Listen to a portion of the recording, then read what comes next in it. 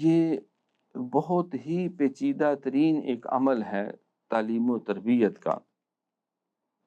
اس پہ جتنی گفتگو کی جائے اتنی ہی تھوڑی ہے، لیکن مجدد پاک نے یہی فرمایا ہے کہ اگر اس نے کوئی غلط سبق کسی ناقص استاد سے لے لیا ہے تو پہلے اس سبق کو کھرچ کے باہر پھینکنا پڑے گا اور پھر اس کی زمین کو صاف کر کے نیا سبق ڈالنا پڑے گا۔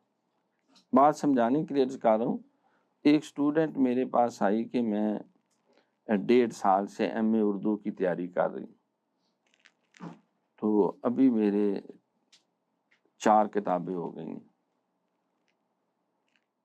اتنے ناول ہیں 4 ہو گئے۔ میں مر جانی تو جس حساب سے لگی تو 10 سالہ منصوبہ ہے، اور گھر والے تیرا رشتہ ڈھونڈ رہے ہیں، ہو سکتا ہے اور 2 مہینے میں کوئی رشتہ ملے، تیرا بیاہ ہو جائے۔ ایم اے اردو تو گیا، تو 1.5 سال میں تو نے اتنا پڑھا ہے۔ اس نے کہا اتنی ٹیوشن بھی دیتی ہوں، باقاعدہ جا کے 2 گھنٹے پڑھتی پڑھا۔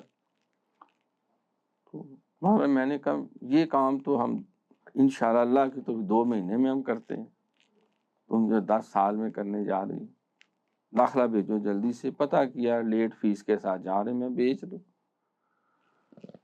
لیٹ فیس سے داخلہ بھیج دیا،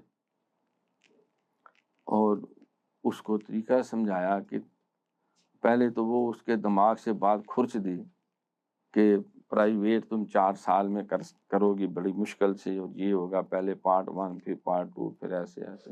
میں کہا کوئی ضرورت نہیں، کٹھا داخلہ ہے۔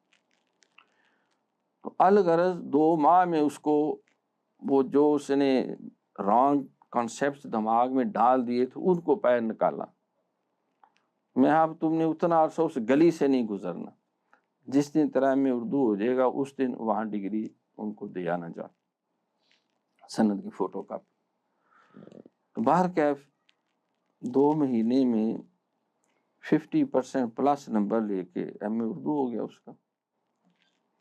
میں نے کہا خود نہیں جانا، فوٹو سٹیٹ کرا کے کسی کے ہاتھ پروفیسر صاحب کو دیا۔ وہ کمپیٹنٹ ہے، لیکن وہ اس شعبے میں تمہیں گائیڈ کرنے کی پوزیشن میں نہیں ہے جو تیری ضرورت۔ تو رزلٹ آیا تو اگلے مہینے اس کا بیاہ ہو گیا، وہ فیصلہ چلی گئی۔ اب ایم اے تو تھا، بی ایڈ اس نے پہلے کیا ہوا تو وہاں اس کو نوکری مل گئی سرکاری، تو منزل آسان ہوگی۔ تو جس راہ پہ اس نے چلایا تھا کبھی بھی اس کے ایم اے نہیں ہونا تھا، اس سے پہلے شادی ہو جانی تھی، وہ بی ایڈ بھی بیچارہ دھرے کا دھرا رہ جانا تھا، نہ اس نے ایس ایس سبجیکٹ اسپیشلسٹ لگ سکنا تھا، نہ اس کو وہ راز، تو کیونکہ وہ اس شعبے کا نہیں تھا۔